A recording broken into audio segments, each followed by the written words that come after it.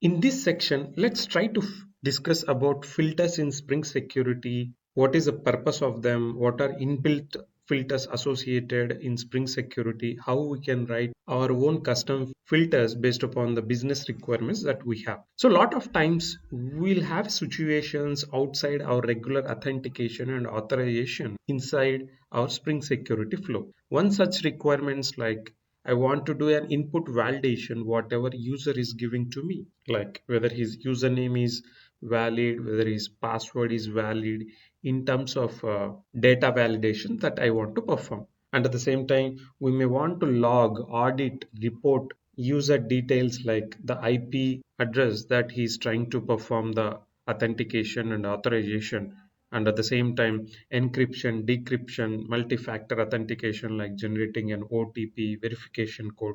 So all this comes under the use cases beyond authorization and authentication inside any Spring Security framework. So in order to handle such housekeeping activities, we can use HTTP filters available in Spring Security. As you may know, filters are servlet concepts, and the same has been leveraged by Spring Security as well. In all the previous sections that we discussed, we already saw some inbuilt filters provided by Spring Security Framework, like whatever we're trying to do authentication that will be handled by a authentication filter. The same applies for authorization. And if you enable and configure CSRF CORS inside your Spring Security, a filter handles such requirements for you inside the framework. So basically, a filter is a component which receives a request and process your logic what you have written inside the filter and hand over the same request and response that it received to the further filters in the chain. So basically, we can have multiple chain of filters with an order like 1, 2, 3, 4, 5, and those filters will be executed one by the framework.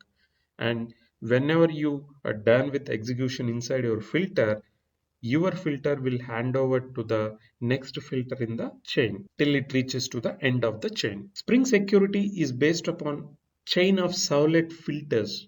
Like entire Spring Security framework has been written based upon the filters, servlet filters, which we can see in the next video. And depending on the configurations that we do, the inbuilt filters will be added or removed. Suppose if I configure CSRF or CORS, those filters will be activated inside my flow. Otherwise, those filters will not be activated by the Spring Security Framework. On top of whatever Spring Security Framework provides in terms of filters, we can also define our own custom filters and add them in the flow of Spring Security authentication and authorization to handle our business housekeeping activities like input validation, logging, tracing, auditing. I hope this is making sense to you. I'll catch up you in the next video where we can see what are the inbuilt filters provided by Spring Security. Thank you and bye.